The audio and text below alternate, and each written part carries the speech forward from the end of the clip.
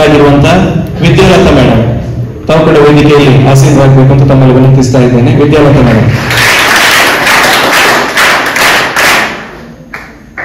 ಹಾಗೆ ರಾಷ್ಟ್ರ ಮಟ್ಟದಲ್ಲಿ ಮಿಂಚಿ ನಮ್ಮ ಊರಿಗೆ ಹೆಸರನ್ನ ತಂದಂತ ಎಲ್ಲ ಮಕ್ಕಳು 9 ಮಂದಿ ಮಕ್ಕಳು ಕೂಡ ಅಲ್ಲಿ ನಾವು ಎಡಬದಿಯಲ್ಲಿ ಆಸನ ವ್ಯವಸ್ಥೆ ಮಾಡಿದ್ದೇವೆ, ಅಲ್ಲಿ ಬಂದು ಕೂತ್ಕೊಳ್ಬೇಕು. ಎಲ್ಲರೂ ಕೂಡ ಗೆದ್ದಂತ 9 ಮಂದಿ ಮಕ್ಕಳು ಕೂಡ ಇಲ್ಲಿ ಬನ್ನಿ.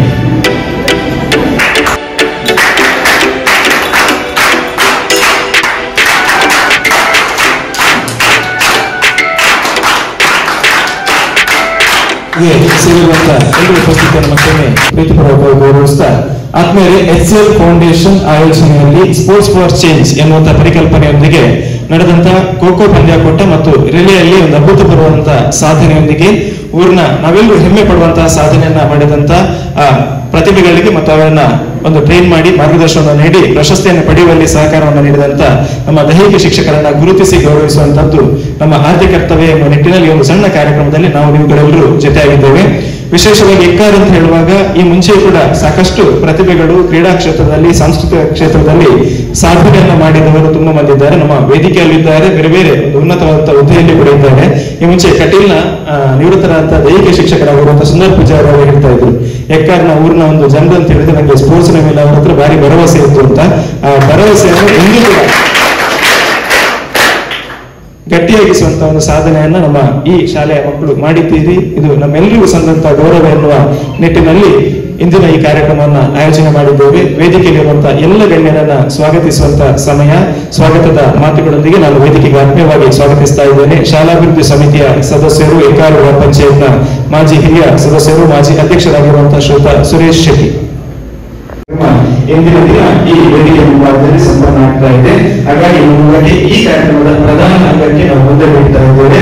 ರಾಷ್ಟ್ರ ಮಟ್ಟದಲ್ಲಿ ಪ್ರಶಸ್ತಿಯನ್ನು ಪಡೆದು ಊರಿಗೆ ಹೆಸರನ್ನು ತಂದಂತಹ ಪ್ರತಿಭೆಗಳನ್ನ ಗೌರವಿಸಿ ಅವರಿಗೆ ಇನ್ನಷ್ಟು ಕ್ರೀಡಾ ಸಾಧನೆ ಮಾಡುವ ಪ್ರೋತ್ಸಾಹವನ್ನು ನೀಡುವುದರ ಜೊತೆಗೆ ಇವರು ಮಾಡಿದಂತಹ ಸಾಧನೆ ಇನ್ನಷ್ಟು ಮಕ್ಕಳಿಗೆ ಮಾದರಿಯಾಗಿ ನಾವು ಕೂಡ ರಾಷ್ಟ್ರ ಅಂತಾರಾಷ್ಟ್ರ ಮಟ್ಟದಲ್ಲಿ ಸಾಧನೆಯನ್ನು ಮಾಡುವಂತಹ ಒಂದು ಕ್ರೀಡಾಳುಗಳಾಗಿ ಆಗ್ಬೇಕು ಎನ್ನುವಂತಹ ಒಂದು ಆತ್ಮವಿಶ್ವಾಸ, ಅದರ ಜೊತೆ ಪ್ರೇರಣೆ ಸಿಗಲಿ ಎನ್ನುವಂತಹ ಸದಾಶಯದೊಂದಿಗೆ ಈ ಕಾರ್ಯಕ್ರಮವನ್ನು ನಾವೀಗ ಸಂಪನ್ನಗೊಳಿಸ್ತಾ ಇದ್ದೇವೆ. ಮೊದಲಿಗೆ ಈ ಸಾಧನೆಯನ್ನು ಮಾಡಿದಂತಹ 9 ಮಂದಿ ಮಕ್ಕಳಿಗೆ ಗೌರವ ನಮಸ್ಕಾರ ಮಾಡಿ. ದರ್ಶಿನಿ ಆಕುಲಾನು, ಸ್ಮಿತಾ, ಹರ್ಷಿತಾ, ದೀಕ್ಷಾ, ಸಮೀಕ್ಷಾ, ಕಮಲಿ ಪೂಜಾರಿ, ಭೂಮಿಕಾ ಹೆಗ್ಡೆ, ರಕ್ಷಿತಾ, ವಿಂತಿ ದೀಕ್ಷಿತ್,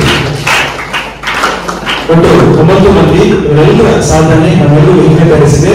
ಎಲ್ಲರಿಗೆ ಒಂದೆರಡು ಕಡೆ ಉಂಟು ಮಾಡುವುದು ಜೋರಾದ ಕೈ ಚಪ್ಪಾಳೆ.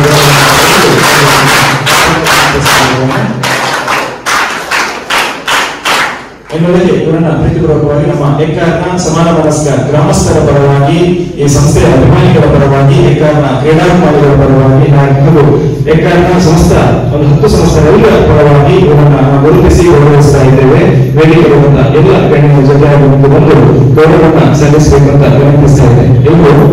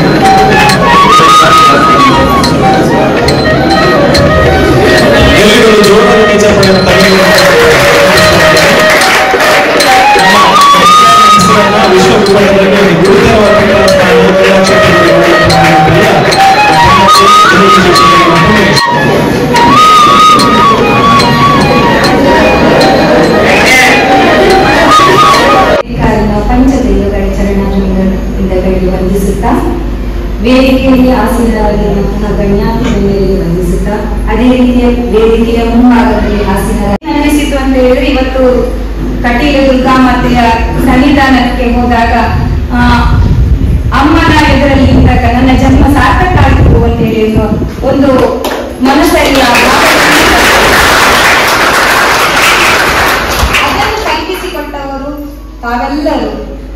ಸಂದರ್ಭದಲ್ಲಿ ನಾನು ನನ್ನ ಗುರುಗಳಾದಂತಹ ದಿವಂಗತ ಎಚ್ ಪ್ರಕಾಶ್ ಜೈ ಹೆಕ್ಕಡ್ಕ ಇವರಿಗೆ ಈ ಸಕ್ಸಸ್ ಅನ್ನು ಅವರ ಚರಣಕ್ಕೆ ನಾನು ಅರ್ಪಿಸ್ತೇನೆ. ಯಾಕೆಂತ ಹೇಳಿದ್ರೆ ಅವರೊಬ್ರು ಸಬ್ಜೆಕ್ಟ್ ಟೀಚರ್ ಆಗಿದ್ದುಕೊಂಡು ನನ್ನ ಪ್ರಾಥಮಿಕ ಶಿಕ್ಷಣ ಪಡೀತಾ ಇರುವಾಗ ಅವರು ಪಟ್ಟ ಶ್ರಮ, ನಾನಿವತ್ತು ಏನಿದ್ದೇನೆ ನಿಮ್ಮ ಮುಂದೆ, ಅವರು ಪಟ್ಟ ಶ್ರಮ ಅದು. ಯಾಕಂದ್ರೆ ಅವರಿಗೆ ಅಗತ್ಯವೇ ಇರಲಿಲ್ಲ ವಿದ್ಯಾರ್ಥಿಗಳನ್ನು ಕ್ರೀಡಾ ಕ್ಷೇತ್ರದಲ್ಲಿ ಬೆಳೆಸುವಂತ ಅವಶ್ಯಕತೆ ಇರಲಿಲ್ಲ. ಆದ್ರೂ ಅವರ ಪೂರ್ಣ ಶ್ರಮವನ್ನು ಹಾಕಿ ನಮ್ಮನ್ನು ರಾಜ್ಯ ಮಟ್ಟ, ಗ್ರಾಮೀಣ ಕ್ರೀಡಾಕೂಟ ಇರ್ಬೋದು, ದಸರಾ ಕ್ರೀಡಾಕೂಟ ಇರ್ಬೋದು, ಎಲ್ಲ ಕಡೆಗೂ ಅವರು ಬೆನ್ನೆಲುಬಾಗಿ ಬಂದು ಅವರಿಗೆ ಎಷ್ಟು ಸಾಧ್ಯ ಇದೆ ಅಷ್ಟು ಪರಿಶ್ರಮವನ್ನು ಹಾಕಿ ಬೆಳೆಸಿದವರು. ಇವತ್ತು ಬೇಸರದ ಸಂಗತಿ ಏನಂತ ಹೇಳಿದ್ರೆ, ಇವತ್ತು ನನ್ನ ಸಕ್ಸಸ್ ಅನ್ನು ಹೇಳಬೇಕು ಅಂತ ಹೇಳಿದ್ರೆ ಅವರು ನಮ್ಮೊಂದಿಗೆ ಇಲ್ಲ. ಯಾಕಂದ್ರೆ ಒಂದಿನ ಮಾತಾಡುವಾಗ ಅವ್ರು ಹೇಳಿದ್ರು, ನನಗೆ ರಾಷ್ಟ್ರ ಮಟ್ಟದಲ್ಲಿ ನಮ್ಮ ಮಕ್ಕಳನ್ನು ಒಮ್ಮೆ ಕಾಣಬೇಕು ಅಂತ ಹೇಳುವಂತಹ ಆಸೆ ಇತ್ತು, ಇಚ್ಛೆ ಇತ್ತು ನನಗೆ ಅಂತ ಹೇಳಿದ್ರು. ಆಗ ನಾನು ಮನಸ್ಸಲ್ಲೇ ಅಂದುಕೊಂಡೆ, ಈ ಪ್ರಯತ್ನವನ್ನು ನಾನು ಮಾಡಬೇಕು ಅಂತ ಹೇಳಿ. ಆ ನಂತರ ಇವತ್ತಿನ ಏನು ಸಕ್ಸಸ್ ನಾವು ಕಂಡಿದ್ದೇವಾ ಅದೆಲ್ಲದಕ್ಕೆ ಕಾರಣೀಕರ್ತರು ಈ ಊರಿನವರು. ನಾನು ಏನೇ ಕೇಳಿದ್ರು ಕೂಡ ಈ ಇಂಥದ್ದು ಬೇಕು, ಮೊದಲು ನಾನು ಮೋನಪ್ಪ ಶೆಟ್ಟರಿಗೆ ಫೋನ್ ಮಾಡ್ತಿದ್ದೆ, ಸರ್ ನನಗೆ ಇಂಥ ಬೇಕು, ಯೂನಿಫಾರ್ಮ್ ಇಲ್ಲ, ಮಕ್ಕಳು ಕಲರ್ ಯೂನಿಫಾರ್ಮ್ ಹಾಕೊಂಡು ಹೋಗ್ತಾ ಇದ್ರು. ಬೇರೆಯವರೆಲ್ಲ ಒಂದೇ ರೀತಿ ಶಿಸ್ತುಬದ್ಧಾದಂತಹ ಅವರಲ್ಲಿ ಯೂನಿಫಾರ್ಮ್ ಇತ್ತು, ಕ್ರೀಡಾ ಸಮವಸ್ತ್ರ ಇತ್ತು. ಆಗ ಕೂಡಲೇ ಫೋನ್ ಮಾಡಿದ ಕೂಡ ಅವರು ನಿಮ್ಗೆ ಏನು ಬೇಕು ಅದು ನಾನು ವ್ಯವಸ್ಥೆ ಮಾಡ್ತೇನೆ ಅಂತ ಹೇಳಿಕೊಂಡು ಪ್ರೋತ್ಸಾಹ ಕೊಟ್ಟವರು. ಮೊದಲು ಬಂದಾಗ ನಮ್ಮದು ಪ್ರಾಥಮಿಕ ಶಾಲೆಯ ಬಿಲ್ಡಿಂಗ್ ಅಲ್ಲೇ ಇತ್ತು, STMC ಎಲ್ಲ ಒಂದೇ ಆಗಿತ್ತು. ಅಲ್ಲಿ ಕೂಡ ಅಷ್ಟೇ ತುಂಬಾ ಸಪೋರ್ಟ್ ಮಾಡಿದ್ದಾರೆ ಅವರು. ಏನು ಖರ್ಚು ವೆಚ್ಚಗಳು ಬರ್ತದೆ ಅದೆಲ್ಲವನ್ನು ಊರಿನವರು, STMC ಮೆಂಬರ್ಸ್ ಎಲ್ಲ ಎಷ್ಟು ಜಾಸ್ತಿ ಖರ್ಚು ಬಂದ್ರು ಕೂಡ ಅದನ್ನು ಇಲ್ಲ ಅನ್ನದೇ ಯಾವುದೇ ರೀತಿಯ ಹೊರೆ ನಮಗೆ ಆಗದ ರೀತಿಯಲ್ಲಿ ನಿಭಾಯಿಸಿಕೊಂಡು ಹೋದವರು. ದಿನೇಶ್ ರಾಯ್ ಇರ್ಬೋದು, ಸುದೀಪ್ ಅಮೀನ್ ಸರ್ ಇರ್ಬೋದು, ಸುರೇಶ್ ಶೆಟ್ಟಿ ಸರ್ ಇರ್ಬೋದು, ಇನ್ನು ಹಲವಾರು ಜನ. ಅದೇ ರೀತಿ ನಾನು ವಿಜಯ ಯುವ ಸಂಘದ ನನಗೆ ಏನಾದ್ರೂ ಬೇಕು ಅಂತ ಹೇಳಿ ವಿಜಯ ಯುವ ಸಂಗಮದ ಅವರಿಗೆ ಫೋನ್ ಮಾಡ್ತಿದ್ದೆ, ನನ್ನ ಹಿರಿಯ ವಿದ್ಯಾರ್ಥಿಯಾದ ಮನೀಶ್ ಅವರಿಗೆ ಫೋನ್ ಮಾಡ್ತಾ ಇದ್ದೆ. ಅದೇ DCC ಕ್ಲಬ್ ಅಲ್ಲಿ ನನ್ನ ಹಿರಿಯ ವಿದ್ಯಾರ್ಥಿಗಳಿದ್ದ ಅವ್ರಿಗೆ ಫೋನ್ ಮಾಡ್ತಾ ಇದ್ದೆ. ಕೂಡಲೇ ಸ್ಪಂದಿಸ್ತಾ ಇದ್ರು ಅವರು. ಅವರ ಸ್ಪಂದನೆ ಇದೆ ಅಲ್ಲ, ಅದು ಏನ್ ಮಾಡ್ತದೆ ಅಂತ ಹೇಳಿದ್ರೆ ನಮಗೆ ನಾವು ಉತ್ತೇಜನ ಕೊಡ್ತದೆ, ಇವರೆಲ್ಲರೂ ನಮ್ಮ ಜೊತೆ ಇದ್ದಾರೆ ಅಂತ ಹೇಳಿ. ಈಗ ನಾನು ಒಂದು ತಂಡವನ್ನು ರಚಿಸಬೇಕಾದ್ರೆ ನನ್ನ ಹಿರಿಯ ವಿದ್ಯಾರ್ಥಿಗಳು ಬರ್ತಿದ್ರು, ಅವರ ಪಾತ್ರ ಇದರಲ್ಲಿ ತುಂಬಾ ಇದೆ. ಇವತ್ತು ಬರ್ಬೇಕಮ್ಮ ಅಂತ ಹೇಳಿದ್ರೆ ಸಾಕು, ಎಲ್ಲ ಕೆಲಸ ಕಾರ್ಯಗಳನ್ನು ಆಚೆ ಈಚೆ ಮಾಡಿಕೊಂಡು ಅಡ್ಜಸ್ಟ್ ಮಾಡಿಕೊಂಡು ಓಡಿ ಬರ್ತಿದ್ರು. ಹೇಗಿದ್ದಾರೆ ಅಂತ ಹೇಳಿದ್ರೆ ಆವಾಗ ಹೇಗೆ ನನ್ನ ವಿದ್ಯಾರ್ಥಿಗಳಾಗಿದ್ರು, ಇವತ್ತು ನನ್ನ ಹತ್ತಿರ ಬಂದಾಗ ಅವ್ರು ಅದೇ ರೀತಿಯಲ್ಲಿ ವರ್ತಿಸ್ತಾರೆ. ಅದು ನನಗೆ ತುಂಬಾ ಸಂತೋಷ ಕೊಟ್ಟಂತ ವಿಚಾರ. ಇಲ್ಲ ಇವತ್ತು ಈ ರೀತಿಯ ಅಹಂಕಾರ ಇಲ್ಲ, ಅದು ತುಂಬಾ. ಇನ್ನೊಂದು ಏನಂತ ಹೇಳಿದ್ರೆ ಆ ವಿದ್ಯಾರ್ಥಿಗಳನ್ನು ಗಮನಿಸಿ ನಮ್ಮ ಸುತ್ತಮುತ್ತಲಿನ ಸ್ಕೂಲಿನವರು ನಾವು ಬಾಗೆ ಎಡ್ಡೆ ಉಳ್ಳೆ ఆయన ಹೊರ ಕೊಡ್ಲೆ ಅಂತ ಹೇಳ್ತಾರೆ. ಯಾಕೆಂದ್ರೆ ನಮ್ಮ ಗುಣಗಳು ಏನ್ ಮಾಡ್ತದೆ, ಆಕರ್ಷಣೆ ಮಾಡ್ತದೆ, ಹೆಸರನ್ನು ಕೊಡ್ತದೆ. ನೀವು ಏನು ನನಗೆ ಸಹಕಾರ ಕೊಟ್ಟಿದ್ದೀರಲ್ಲ ಅದೇ ನನಗೆ ದೊಡ್ಡ ಪ್ರಶಸ್ತಿ, ಅದೇ ದೊಡ್ಡ ಏನು ಸನ್ಮಾನ. ಇವತ್ತು ನೀವು ಮಾಡಿದಂತಹ ಸನ್ಮಾನ ಬಗ್ಗೆ ನನಗೆ ವರ್ಣನೆ ಮಾಡಲಿಕ್ಕೆ ಬರುವುದಿಲ್ಲ. ತನು ಮತ್ತೆ ಮನ ತುಂಬಿ ಬಂದಿದೆ, ಆಗ ಮಾತಲ್ಲಿ ಅದನ್ನು ಎಕ್ಸ್ಪ್ರೆಸ್ ಮಾಡ್ಲಿಕ್ಕೆ ಆಗುದಿಲ್ಲ. ಇನ್ನೊಂದು ಕರ್ಮಣ್ಯವಾಧಿಕಾರಸ್ಥೆ ಮಾಫಲೇಶು ಕದಾಚನ ಅಂತೇಳಿ, ಏನಂದ್ರೆ ಕರ್ಮ ಮಾಡು, ಫಲದ ಅಪೇಕ್ಷೆ ಅದನ್ನು ಪಡಿಬೇಡ, ಅದನ್ನು ಕೊಡುವವನು ನಾನು ಅಂತ ಶ್ರೀಕೃಷ್ಣ ಭಗವದ್ಗೀತೆಯಲ್ಲಿ ಹೇಳ್ತಾನೆ. ಗೆಲುವು ಅಂತ ಹೇಳುದು 1-2 ವರ್ಷದಲ್ಲಿ ಸಿಗುವಂತಹದ್ದಲ್ಲ, ಸತತ ಪರಿಶ್ರಮ. ಯಾಕಂದ್ರೆ ನಾನು ಎಲ್ಕಾರಿಗೆ ಬಂದ 16 ವರ್ಷಗಳು ಆಯಿತು.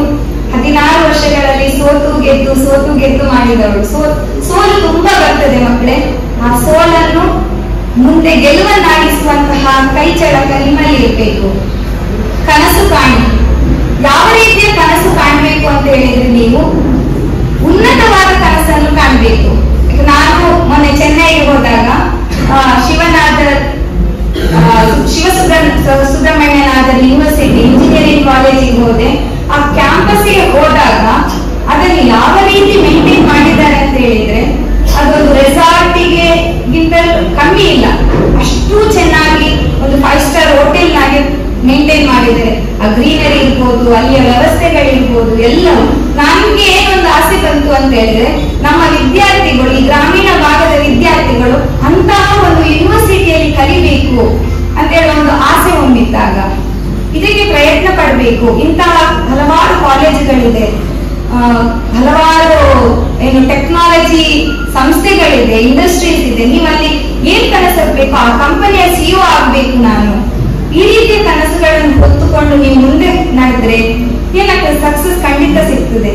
ಭಗವಂತ ಒಂದಲ್ಲ ಒಂದು ದಿನ ನಮ್ಗೆ ಏನ್ ಮಾಡ್ತಾನೆ, ನಮ್ಮ ಪ್ರಾಂಪ್ಟ್ ವರ್ಕ್ ಇದ್ರೆ ಅಲ್ಲಿ ನಾವು ಸಕ್ಸಸ್ ಆಗೇ ಆಗ್ತೇವೆ. ಇವತ್ತಿನ ಈ ಸಕ್ಸಸ್ ನನ್ನ ಎಲ್ಲ ಶಿಕ್ಷಕ ಮಿತ್ರರಿಗೆ ಸಲ್ಲಬೇಕು.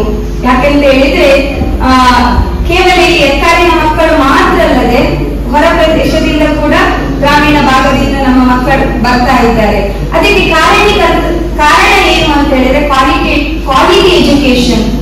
ಏನು ತಾವು ಕ್ವಾಲಿಟಿ ಎಜುಕೇಶನ್ ಕೊಟ್ಟಿದ್ದೀರೋ ಆ ಕಾರಣದಿಂದ ನಮಗೆ ಕ್ವಾಲಿಟಿ ಮಕ್ಕಳು ಸಿಕ್ಕಿದ್ದಾರೆ.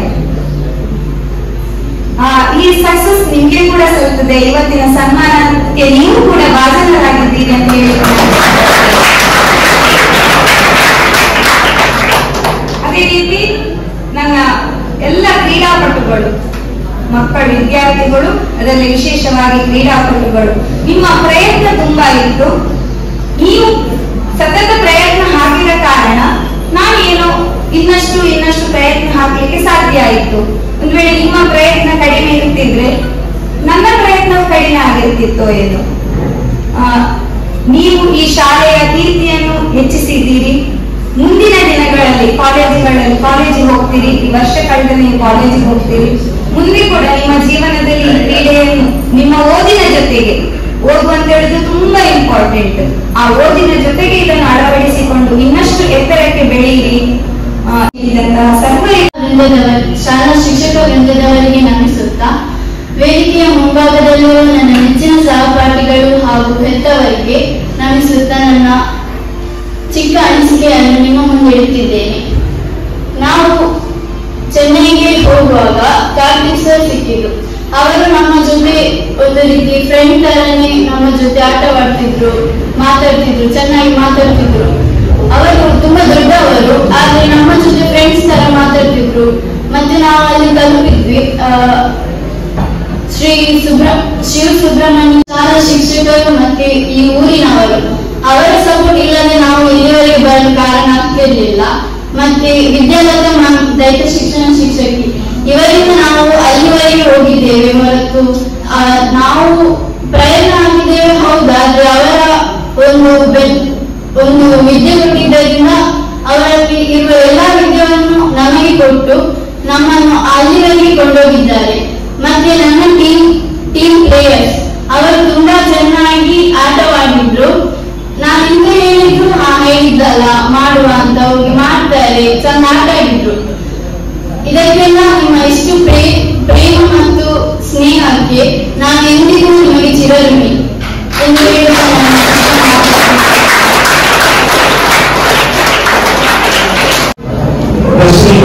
ತಂಡದ ನಾಯಕರಷ್ಟು ಸೊಗಸಾಗಿ ತಮ್ಮ ಅನುಭವವನ್ನು ತಮ್ಮ ಹತ್ರ ಬಂದಿದ್ರು.